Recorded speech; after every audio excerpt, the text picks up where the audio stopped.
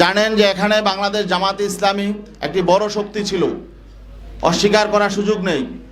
তাদের শক্তি সামর্থ্য অনেক বেশি, ঠিক আছে, কিন্তু আমরা আদর্শিকভাবে নৈতিকভাবে আমরা কারো চেয়ে দুর্বল নই। আজকে আমাদের দুঃখজনক বাস্তবতা হলো আমরা অবাক বিস্ময়ের সঙ্গে দেখলাম জামাতে ইসলামী সম্মানিত আমির জনাব ডাক্তার শফিকুর রহমান তিনি স্পষ্ট করে বলেছেন যে তারা ক্ষমতায় গেলে প্রচলিত আইন অনুযায়ী রাষ্ট্র পরিচালনা করবেন।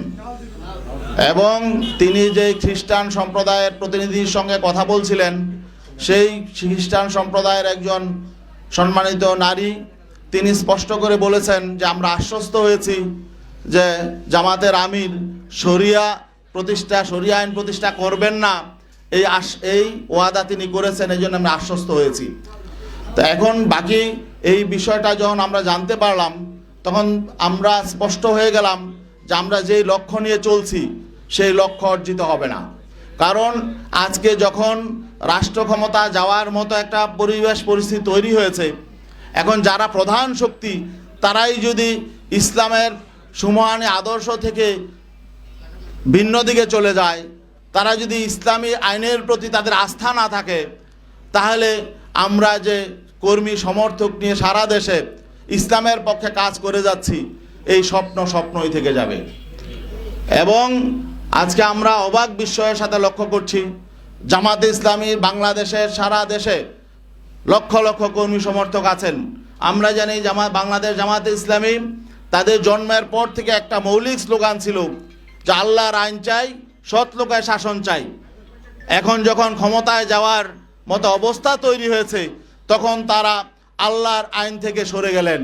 তারা প্রচলিত আইনে রাষ্ট্র পরিচালনা করবেন এই কথা যখন ঘোষণা করলেন, তখন আমাদের প্রশ্ন জাগে যে সারা বাংলাদেশে এই বাংলাদেশ জামাতে ইসলামীর নেতাকর্মীদের এই যে আবেগ অনুভূতি, এই বিষয়টার প্রতি তারা আসলে খেয়াল করে নাই।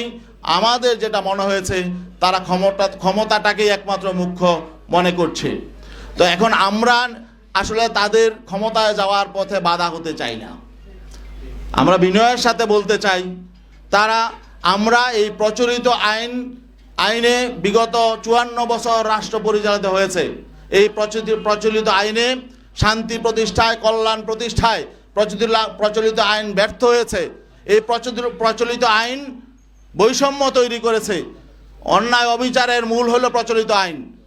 অতএব আমরা তো সবসময় বলে আসছি প্রচলিত আইন পরিবর্তন করে সেখানে আল্লাহর দেয়া আইন এবং ইসলামের সুমহান আইন, যেটা সকলের জন্য সমান এবং ধর্মবর্ণ নির্বিশেষে সকলের অধিকার প্রতিষ্ঠা করবে, আমরা তো সেই আইন প্রতিষ্ঠার জন্যই আন্দোলন করি।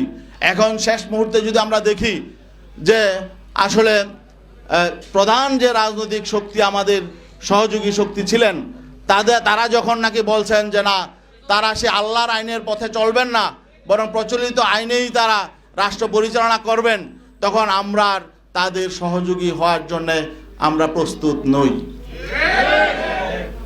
এই জন্যে আমরা মনে করছি এটা আমাদের এই ইসলামপন্থী শক্তির সামনে আমাদের তুলে ধরা দরকার। এই জন্যে আমরা তাদের আবেগের প্রতি শ্রদ্ধা জানাই। অনেকেরই অনেক রকম আবেগ তৈরি হয়েছিল, এই ঐক্যকে নিয়ে আমরা তাদের প্রতি সম্মান শ্রদ্ধা জানাই। আর বিশেষ করে এখনো পর্যন্ত যারা জোটবদ্ধ আছেন, সেখানে আরও ইসলামী সংগঠন আছেন, তাদের প্রতি আমরা শ্রদ্ধা জানাই। তাদের প্রতি আমাদের কোনো বিরূপ ধারণা নেই। তবে আমি তাদেরকে বিনয়ের সাথে অনুরোধ করব, তারা যাতে এই যে জামাতে ইসলামীর প্রধান যে বক্তব্যটা দিয়েছেন, এইটার ব্যাপারে যদি তাদের নীতি আদর্শের সাথে সাংঘর্ষিক তারা মনে করেন, তারা যাতে একটু ক্লিয়ার হয়ে নেন।